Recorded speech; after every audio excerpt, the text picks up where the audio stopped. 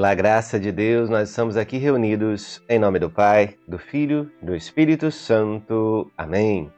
Inspirai, Senhor, as nossas ações e ajudai-nos a realizá-las, para que em vós comece e termine tudo aquilo que fizermos. Por Cristo, Senhor nosso. Amém. Santa Maria, Mãe de Deus, rogai por nós. Seja bem-vindo, meu irmão, seja bem-vinda, minha irmã. Vamos juntos refletir a palavra de Deus neste dia, 9 de abril de 2025.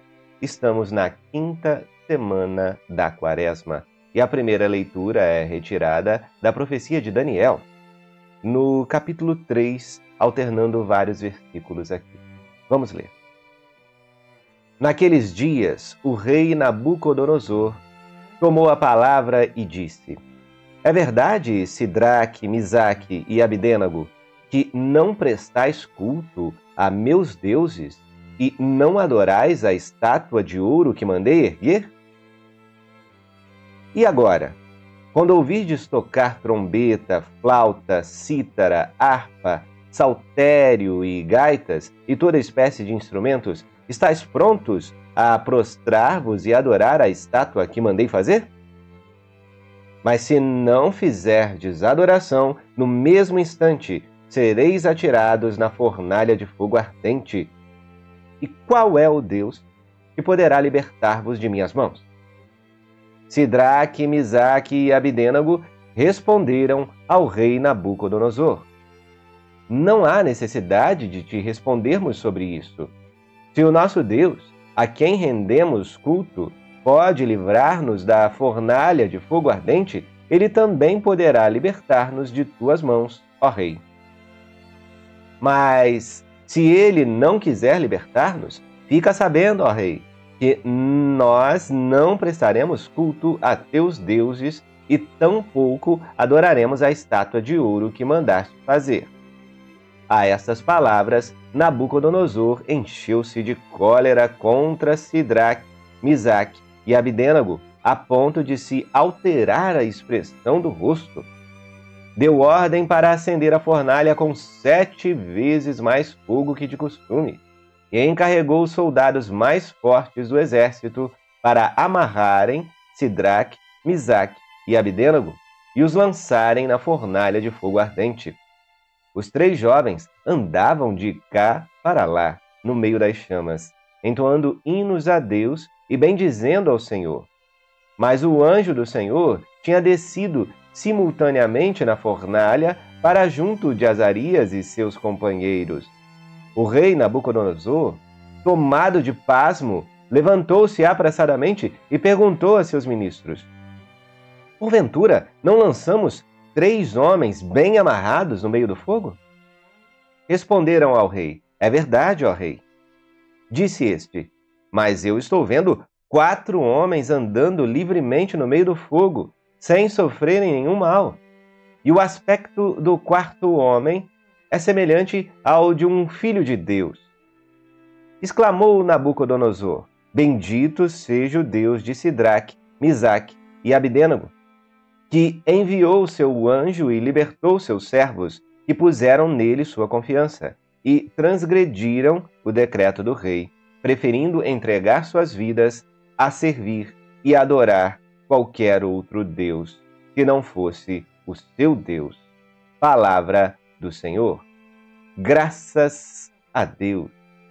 Que leitura maravilhosa, uma das passagens mais marcantes do Antigo Testamento.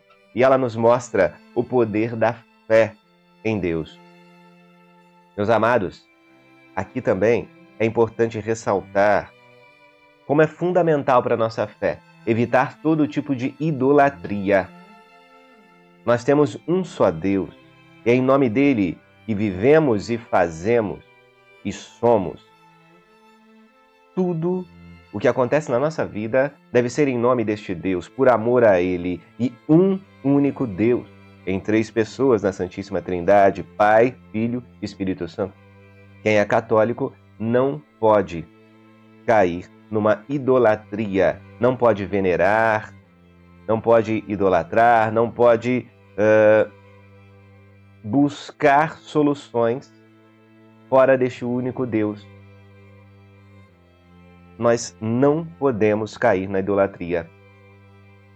Multiplicam-se as falsas seitas que querem fazer o povo se enganar e cair num sincretismo, trazendo elementos para dentro da igreja, gente de outras religiões que querem comungar e ficam bravos falando que é um preconceito, mas ora, o preconceito é quem vem de uma outra fé e quer entrar com petulância no ambiente da fé católica e profanar o que é mais sagrado para nós, que é o próprio Deus, a Eucaristia, a presença real de nosso Senhor Jesus Cristo.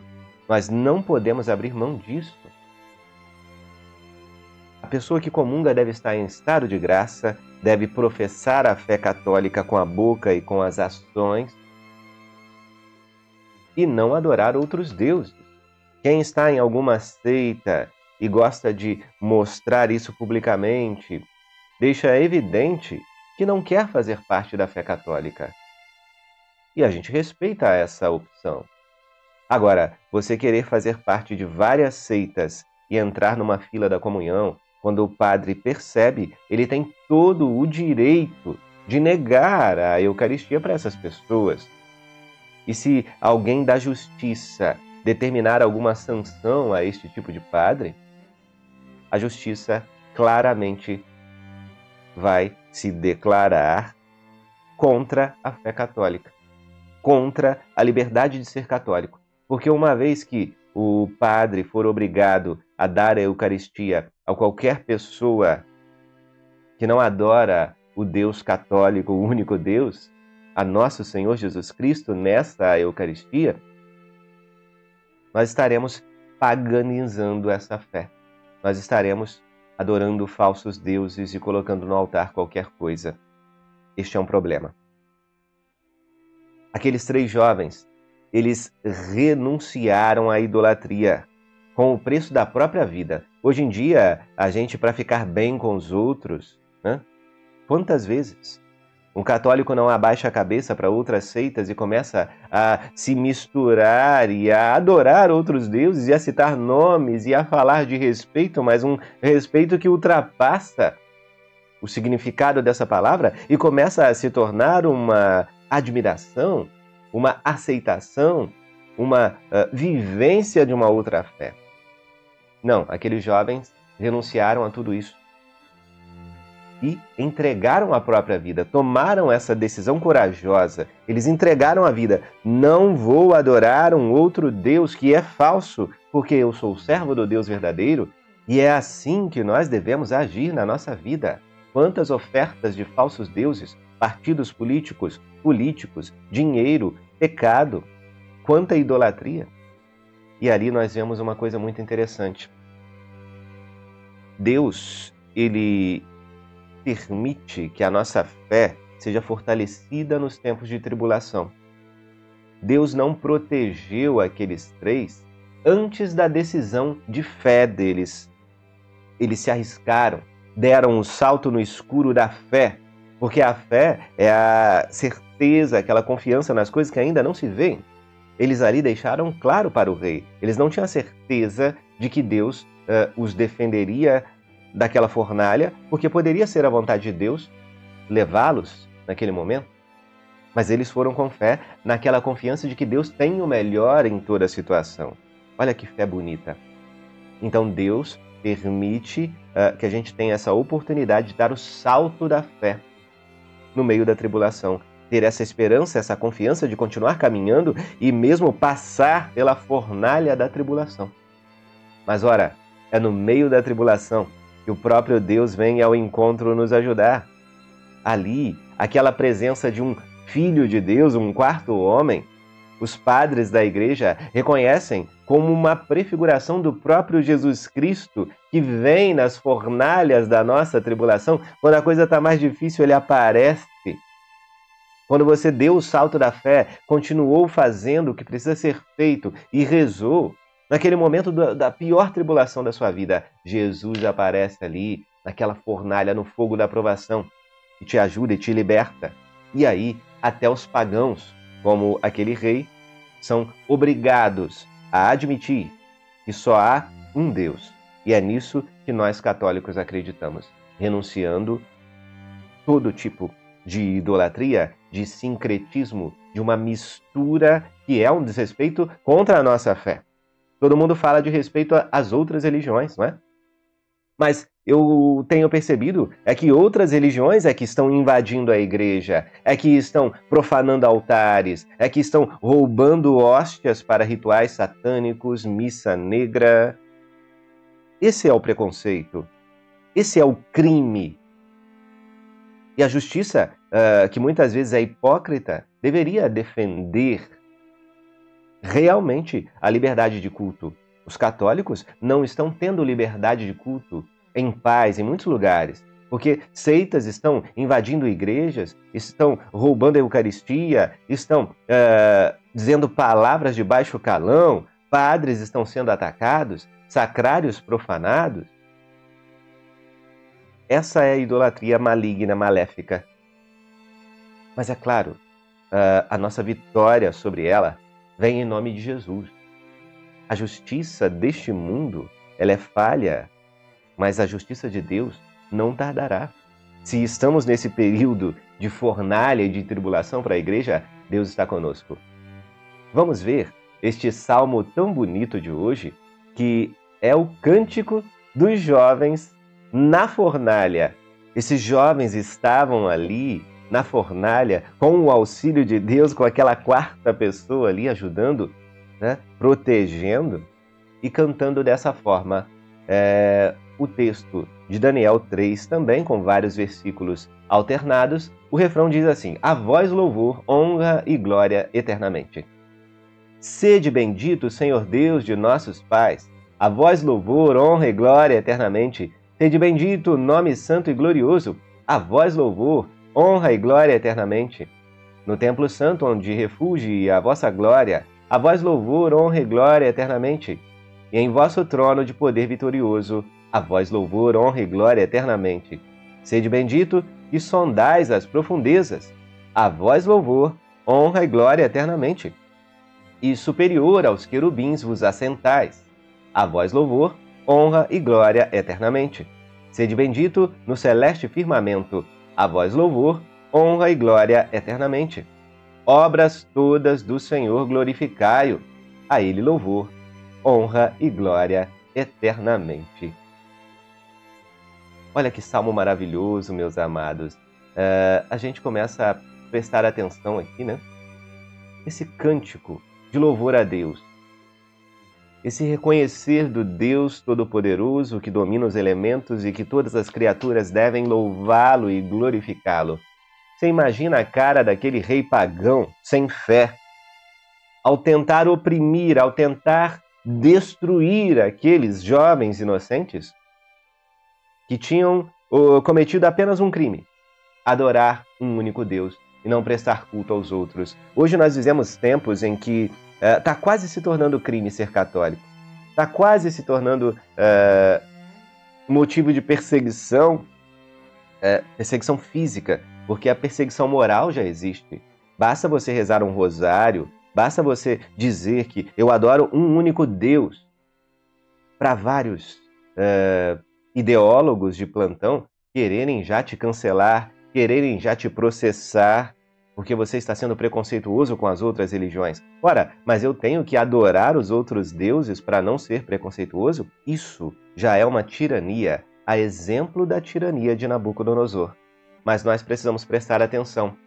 Não é em instrumentos humanos, não é num político, não é querendo direita ou esquerda, não é querendo fazer parcerias com empresas. Não, não é assim que nós vamos vencer. É pelo poder da fé. É o Espírito Santo que vai colocar palavras na nossa boca, dando sabedoria, dando ânimo, vigor, sem brigar, sem disputar espaços em locais estratégicos na geopolítica. Nós vamos vencer pela oração. E se calarem a nossa boca, rezaremos em silêncio com a nossa mente e com o nosso coração e louvaremos. Na vitória, louvaremos para que fique claro que é em nome de Deus que tudo acontece. A sua vitória vem em nome de Deus e você precisa proclamar isso com a sua boca e com a sua vida, assim como fizeram aqueles 3 jovens, para ficar evidente para os tiranos de hoje que é Deus que continua realizando milagres e que o poder desses tiranos não vai durar eternamente. Às vezes pode acontecer que um tirano esteja no poder, fazendo algumas coisas, mas isso não vai durar. Creamos em Deus. Vamos ter essa fé, essa confiança, essa esperança e louvaremos, assim como os jovens na fornalha. E Deus vai nos tirar dela, né? Deus nos leva de volta para a vida, para a fé. Mas olha aqui, o evangelho de hoje, de nosso Senhor Jesus Cristo, segundo João, retirado do capítulo 8, versículos do 31 ao 42. Naquele tempo, Jesus disse aos judeus que nele tinham acreditado: se permanecerdes na minha palavra, sereis verdadeiramente meus discípulos, e conhecereis a verdade, e a verdade vos libertará. Responderam eles: somos descendentes de Abraão, e nunca fomos escravos de ninguém.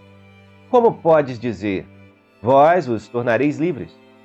Jesus respondeu: em verdade vos digo, todo aquele que comete pecado é escravo do pecado. O escravo não permanece para sempre numa família, mas o filho permanece nela para sempre. Se, pois, o filho vos libertar, sereis verdadeiramente livres. Bem sei que sois descendentes de Abraão, no entanto, procurais matar-me, porque a minha palavra não é acolhida por vós. Eu falo o que vi junto do Pai, e vós fazeis o que ouvistes do vosso pai.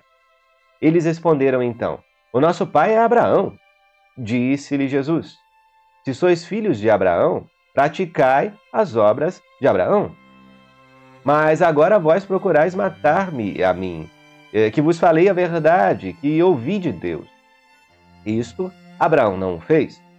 Vós fazeis as obras do vosso pai. Disseram-lhe então: nós não nascemos do adultério, temos um só pai, Deus. Respondeu-lhe Jesus: se Deus fosse vosso pai, vós certamente me amarias, porque de Deus é que eu saí e vim. Não vim por mim mesmo, mas foi Ele que me enviou. Palavra da salvação. Glória a vós, Senhor. Meus amados, olha que interessante, né? Jesus estava falando ali com judeus que creram nele. O início do texto deixa claro que aquelas pessoas tinham acreditado nele e estavam seguindo para ouvir melhor o seu anúncio do Evangelho. Mas percebam também que era uma fé muito superficial e rasa, ainda contaminada pela vivência farisaica da lei antiga. Eles tinham ali um certo orgulho de serem descendentes de Abraão e terem ali uma linhagem pura e espiritual, e de viverem com retidão aqueles preceitos. Mas veja, o cumprimento da promessa de onde brotava toda a esperança daquele povo estava diante deles. Porque Abraão, porque todos os grandes profetas, os pais da fé, no Antigo Testamento, aguardavam a vinda do Messias. E agora, diante do Messias, o coração deles endureceu, a vista se obscureceu. Infelizmente, eles não estavam percebendo o mistério que estava se desenrolando diante deles e continuavam presos no pecado. Mesmo com tantas leis e preceitos, eles estavam no pecado. O coração ainda era duro. E diante do próprio Deus encarnado, permaneceram na dureza do vosso coração. E Jesus falava ali de uma verdadeira liberdade. A liberdade completa é a liberdade do pecado. Mesmo se estivermos numa prisão, se estivermos passando fome, na pobreza, oprimidos por governos tiranos, governos ditatoriais, mesmo assim, se nós estamos livres espiritualmente, nada pode aprisionar a nossa alma e somos livres. Isso me dá uma leveza para falar, para viver, para glorificar a Deus, mesmo no meio de uma fornalha de tribulações. como aqueles jovens da primeira leitura e do Salmo. Hoje em dia, nós vemos pessoas como esse povo desse evangelho, que diz com a boca acreditar em Jesus, mas não seguem a linhagem dos santos, não fazem o que os santos faziam. Jesus fala de um homem justo, o pai Abraão, pai na fé, um homem santo, que fazia as coisas corretas seguindo a Deus. E aponta para eles: vocês não estão agindo como este homem virtuoso. Nós não estamos procurando imitar na nossa vida e nos inspirar nos santos que vieram antes de nós. Nós estamos querendo viver do nosso jeito. Muitas vezes, falamos com a boca o nome de nosso Senhor Jesus Cristo, mas não vivemos com a vida, então ainda somos prisioneiros. Quantas vezes não estamos com o rosário na mão, ou ajudando os pobres, ou fazendo qualquer coisa que a doutrina moral, social e espiritual da igreja indica? Mas às vezes fazemos as coisas, mas de uma maneira mecânica, de uma maneira automatizada, caindo no ativismo. E ainda somos capazes de falar: somos filhos de Deus, somos servos de nosso Senhor Jesus Cristo. Mas por que ainda não temos essa percepção da liberdade completa? Por que ainda uma opinião alheia, um governo, uma lei humana corrupta e iníqua é capaz de nos aprisionar? Mas por que as narrativas desse mundo ainda nos aprisionam? É porque o nosso pecado nos faz ainda ser escravos. Escravos do mundo, escravo das ideologias, dos partidos, do nosso pecado. Somos ainda escravos em alguma medida, quando algo nos tira a paz. Por quê? Quando nós acreditamos verdadeiramente em Deus e temos essa liberdade interior, essa consciência reta, nada nos impede de avançar com coragem, mesmo diante do fogo da tribulação, porque sabemos que Deus está conosco em tudo. Eu confesso as minhas fraquezas. Quantas vezes eu ainda não me preocupo com tanta coisa? Eu ainda preciso deixar esse Deus reinar mais na minha vida. Será que você também não? Vamos pedir a graça de nosso Senhor, com sua presença, nos dar coragem, nos dar ânimo no meio das tribulações, nesse tempo de perseguição contra a fé católica em todo o mundo, nessa fornalha, nesse fogo que tenta nos devorar. Deus está conosco. Mas para que o milagre da sua presença gere efeito, nós precisamos ter essa coragem desses 3 jovens que abandonaram o mal, o pecado, evitaram a idolatria, que é um pecado contra o primeiro mandamento: amarás ao Senhor seu Deus de todo o coração, de toda a tua alma, de todo o teu entendimento, sobre todas as coisas. Se a gente já começa descumprindo o primeiro mandamento, já caíram por terra todos os outros 9. Então que Deus nos ajude a começar pelo primeiro: amar a Deus sobre todas as coisas, porque isso vai nos ajudar a amar o próximo como a nós mesmos, ordenar a nossa vida, passar pelas tribulações e alcançar um dia a glória eterna no céu. Louvado seja nosso Senhor Jesus Cristo, para sempre seja louvado. Estivemos e permaneceremos reunidos em nome deste Deus, que é Pai, Filho e Espírito Santo. Amém. Fiquem com Deus e até a próxima. Espera aí, não vai embora. Na descrição desse vídeo tem um convite para você, um link especial para que você participe da nossa jornada bíblica. Se você gostou dessa reflexão da palavra, vem para a nossa jornada bíblica. Vamos aprender com a palavra de Deus. Tem uma comunidade de pessoas que está estudando conosco. Descubra como entrar na nossa jornada bíblica. Você pode escanear esse QR Code, você pode clicar no link da descrição e participar conosco nessa jornada que vai mudar a sua vida. É um convite especial para você. E você que está acompanhando a liturgia dentro da jornada bíblica, aproveite todos os espaços, vá na comunidade, deixe o seu comentário abaixo desse vídeo e vamos cada vez mais movimentar este lugar de pessoas que querem amar mais a Deus. Um abraço para todos vocês. A gente se vê cada vez mais na Jornada Bíblica.